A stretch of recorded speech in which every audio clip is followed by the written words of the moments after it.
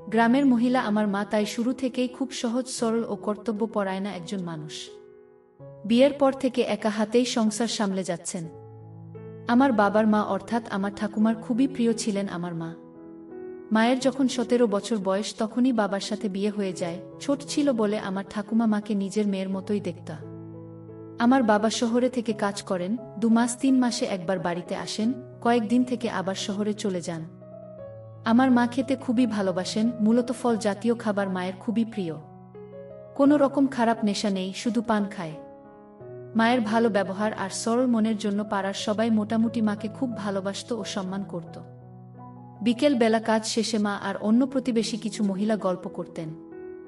সব মিলিয়ে পাড়ায় একটা পারিবারিক মহল ছিল। ছোটবেলা থেকেই মা আমাকে আদর ও যত্ন দিয়ে মানুষ করেছে। আমার নাম বাসুদেব, মা আমায় ভালোবেসে বাসু বলে ডাকে। ছোটবেলা থেকেই মা আমার দেখা প্রথম ও একমাত্র মহিলা, তাই স্বভাবতই মহিলা হিসেবে মাকে ছাড়া আর কাউকে এত আপন করতে পারিনি একটা সময় পর্যন্ত। আমার বয়স 18, আমি একজন মাঝারি গড়নের ছেলে। আমি ইন্টারমিডিয়েট পাশ করে বাজারে চাল ডালের ব্যবসা করি। আমার মা গোড়া থেকে খুব খোলামেলা স্বভাবের মানুষ, তাই আমি আগা গোড়া সব কথাই মাকে বলি। আমার মা আমার কল্পনার রানী। মায়ের শরীরের গন্ধ আমার খুব ভাল লাগে, মায়ের ঘামের গন্ধ, নিঃশ্বাসের শব্দ, সব কিছুতেই আমি ভালোবাসার গন্ধ খুঁজে পাই। বয়সের সাথে সাথে আমার ঠাকুর চেঞ্জের সাথে সাথে মাকে আমি নতুনভাবে দেখতে থাকি। কিন্তু সব কিছুর সূত্রপাত এক দুপুরে। সে একবার গরমকালে আমি দুপুরে খাওয়া দাওয়ার পর খাটে শুয়ে আছি, মা সব বাসন মেজে ধোয়াধুয়ির কাজ করে ঘরে এসে ফ্যানের নিচে বসল। মাকে দেখে ক্লান্ত মনে হলো, মাকে জিজ্ঞাসা করে জানলাম সকাল থেকে সেদিন খাটাখাটনিটা বেশিই পড়েছিল। তারপর মা শুতে গিয়ে আমাকে বলল, কিরে বাসু, আজ এভাবে আড়াআড়িভাবে কেন শুয়েছিস? আমি কিভাবে শোব? আমি বললাম, কেন, তুমি সোজাসুজি শুয়ে পড়ো যেরকম প্রত্যেক দিন শোও। তাহলে আমার পা তো তোর গায়ে লেগে যাবে বাবা। আমি বললাম, তাতে কি হয়েছে, তুমি শুয়ে পড়ো, আমার এখন উঠতে ইচ্ছা করছে না। এরপর মা লম্বালম্বিভাবে এলিয়ে পড়ল। আমারে যাতে পা না লেগে যায় তাই জন্য পাটা গুটিয়ে রাখল। আমি খানিক বাদে মায়ের পা নিয়ে আলতো হাতে মালিশ করতে লাগলাম। মা প্রথমে খানিকটা কিন্তু বোধ করলেও সারাদিনে ক্লান্তির ফলে পায়ে আরাম পেয়ে আর কিছু বললেন না। এভাবেই পায়ের মালিশটা ক্রমে আমাদের দিনলিপির হয়ে উঠল এবং আমার মা অনেকটা সহজ হয়ে গেল। এদিকে আমার 37 বর্ষীয়া মায়ের এমন সুন্দর দেবীর মতো ফর্সা দেখে আমি আনন্দে ভাসতে লাগলাম। এরপর থেকে মাকে দেখার দৃষ্টিভঙ্গি আমার আরও বদলে গেল। সাধারণত বাড়ির কোনো কাজ করার সময়, বাসন মাজা বা কাপড় কাচার সময় বিশেষ করে শাড়িটা যাতে জলে ভিজে না যায় তাই গুটিয়ে কোমরে আটকে রাখতেন। এতে তার বেরিয়ে পড়ত। আমার মায়ের নিতম্ব আমাকে অমোঘ আকর্ষণ করত। তার নিষ্পাপ মুখটা যেন কোনো মায়াজালে আমার মনে তীব্র আলোড়ন ফেলত। ক্রমে আমি মাকে এত গভীরভাবে নিরীক্ষণ করতে থাকলাম।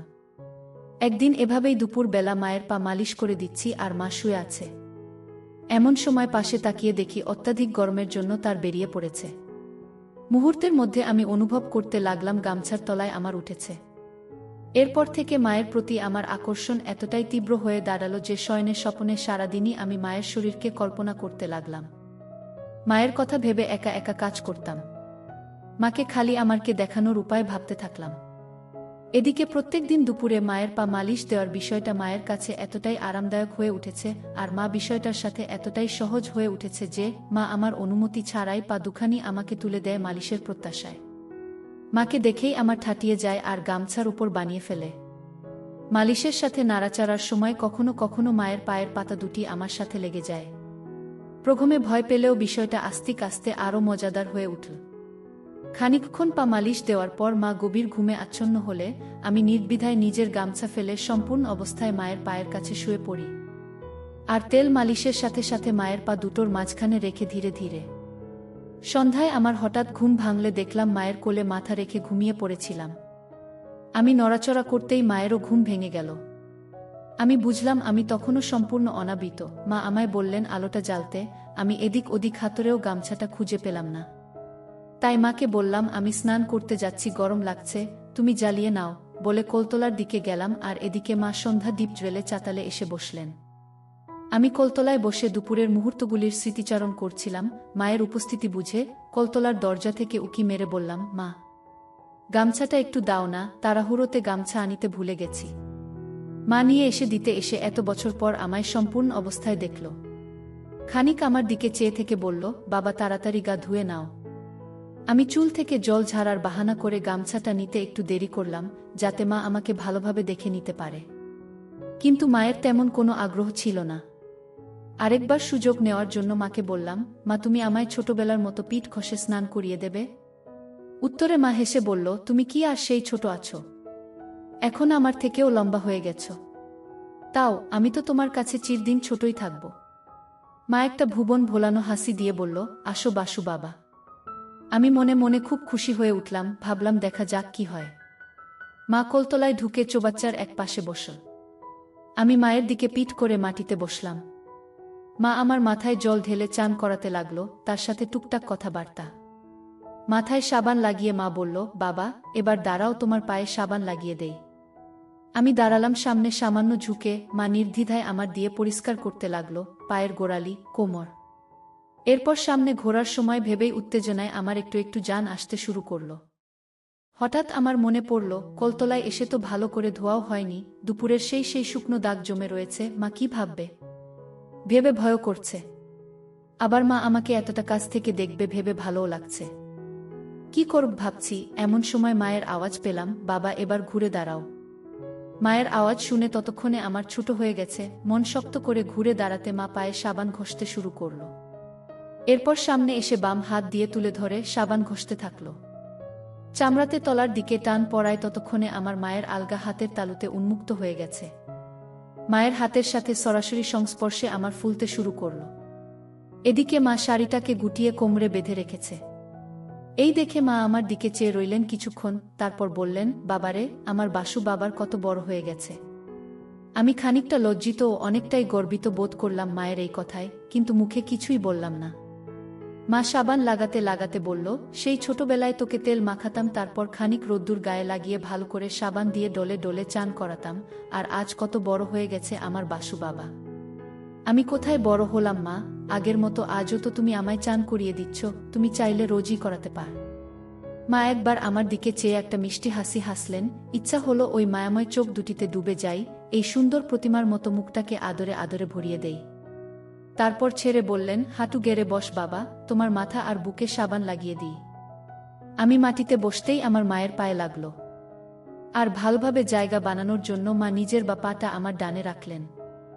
খানিকক্ষণের জন্য আমার মনে হলো আমি দেবীর আরাধনায় বসেছি। মায়ের দিকে এক দৃষ্টিতে চেয়ে থাকলাম। মা বুকে সাবান ঘষতে ঘষতে বলল, আমি খানিকটা লজ্জিত ও অনেকটাই গর্বিত বোধ করলাম মায়ের এই কথায়, কিন্তু মুখে কিছুই বললাম না। খানিকক্ষণের জন্য আমার মনে হলো আমি দেবীর আরাধনায় বসেছি। মায়ের দিকে এক দৃষ্টিতে চেয়ে থাকলাম। মা বুকে সাবান ঘষতে ঘষতে বলল, সে কি হয় বাবা, এখন তুমি বড় হয়েছ, তোমার সব কিছুই ধীরে ধীরে পরিবর্তিত হবে, পরিস্থিতি বদলাবে, অনেক সঙ্গী সাথী হবে। কিন্তু একটা কথা মনে রেখো বাবা, যে কোনো বিপদে বা খারাপ পরিস্থিতিতে পড়লে আমায় সব কথা খুলে বলবে, একদম দ্বিধা করবে না বাবা। আমি তো সব কথাই তোমায় বলি মা, তুমি ছাড়া আমার এত আপন আর কে আছে, তোমায় আমি খুব ভালোবাসি। আর বড় হওয়া মানে যদি তোমার থেকে দূরে সরে যাওয়া হয়, তাহলে এমন বড় আমি হতে চাই না।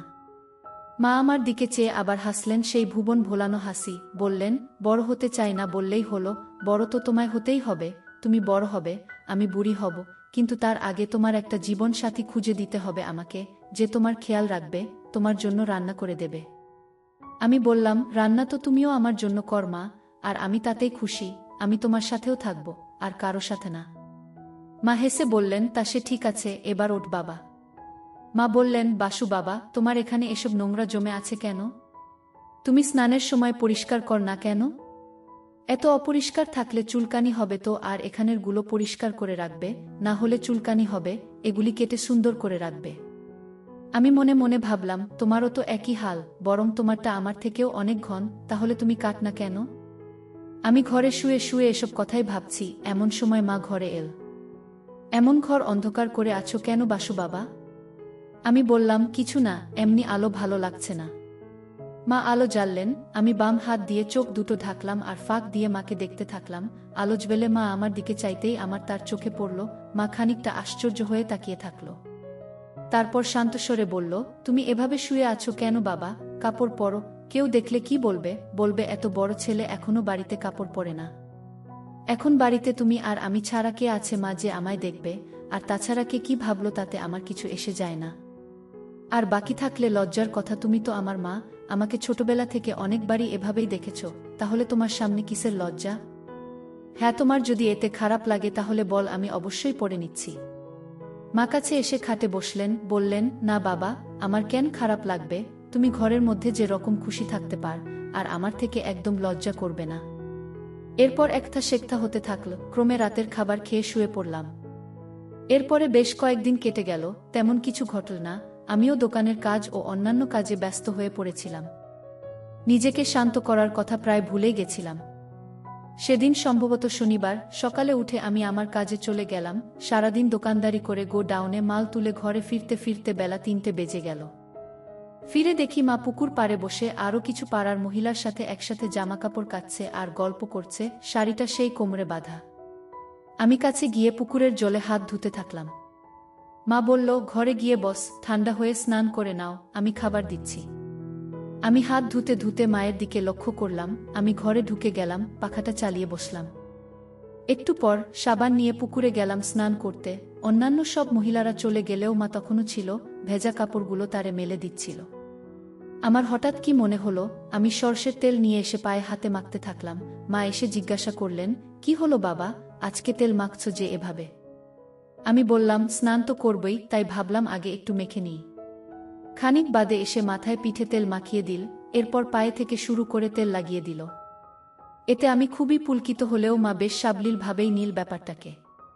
আমি বললাম, তুমি যে তেল লাগিয়ে দিলে ভেতরে, এবার আমার গামছাটা তো তেল লেগে খারাপ হয়ে যাবে। মা বলল, কিছু হবে না, এই তো পুকুরে ডুব দিবি, আর তাছাড়া আমায় দিয়ে দে, আমি গামছাটা ধুয়ে দেব, এমনিতেও নোংরা হয়েছে, কাচতেও হবে। আমি বললাম, কি বলছো, কেউ আসলে দেখে ফেলবে মা?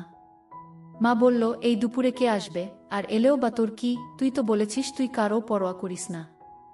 একবার চারপাশটা ভালোভাবে দেখে নিয়ে গামছাটা খুলে মাকে দিতেই হয়ে মায়ের চোখের সামনে ঝুলে রইল।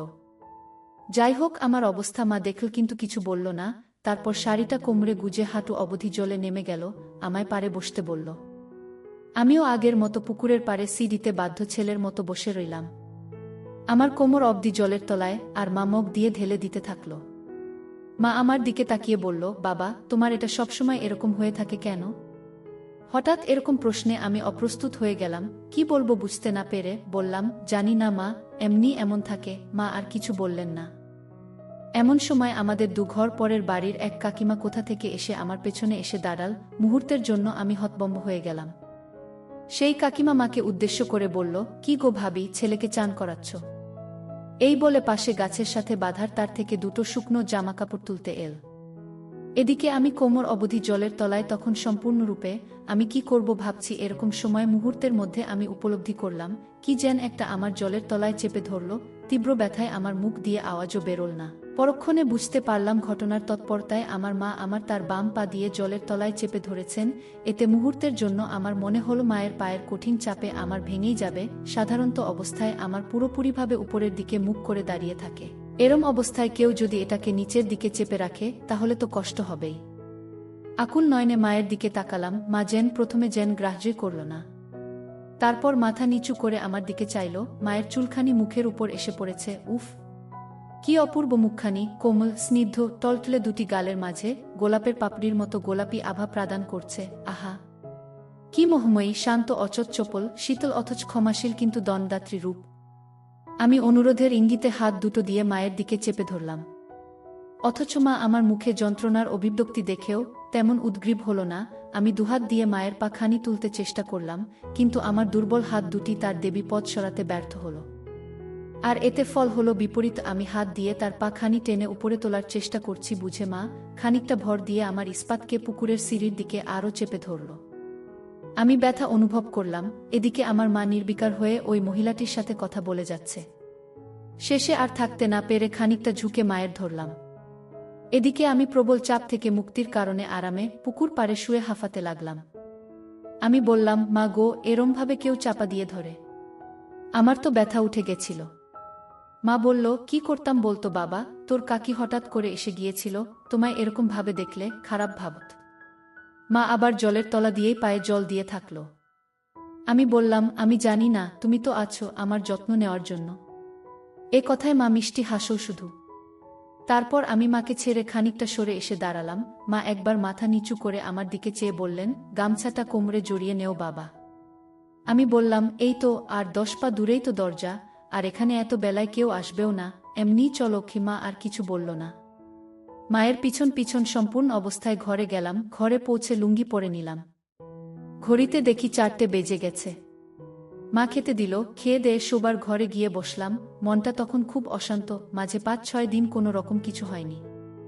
মা খানিক বাদে নিজে খেয়ে দেয়ে সব ধুয়ে নিকিয়ে ঘরে এলে দেখি মা আমার ঘেমে চান। মা খাটে এসে বসে নিজের আঁচল দিয়ে আর ঘাম মুছতে লাগল আর পান সাজতে লাগল। মাকে খুব ক্লান্ত দেখাচ্ছিল। আমি বললাম, মা তুমি বস, আমি পান সেজে দিচ্ছি। মা বিছানায় শুতেই আমি ভালো করে পান সেজে মাকে দিলাম। বললাম, তোমার খুব খাটাখাটুনি পড়ে যাচ্ছে, বাড়িতে একটা কাজের লোক রেখে নি, কি বলো? মা বলল, না বাবা, এই তো রান্না বান্না, বাসন ধোয়া আর কটা কাপড় কাচা, এর জন্য আর লোক রেখে কি হবে? সত্যি বলতে কি, আমাদের গ্রামে কাজের লোক রাখার প্রচলন তেমন নেই। সবার ঘরে সবাই নিজের কাজ নিজেরাই করে নেয়। আমি বললাম, তুমি শো, আমি তোমার পা মালিশ করে দিচ্ছি। মা প্রথমে না না করলেও শেষ পর্যন্ত আমার জোরাজুরিতে রাজি হল।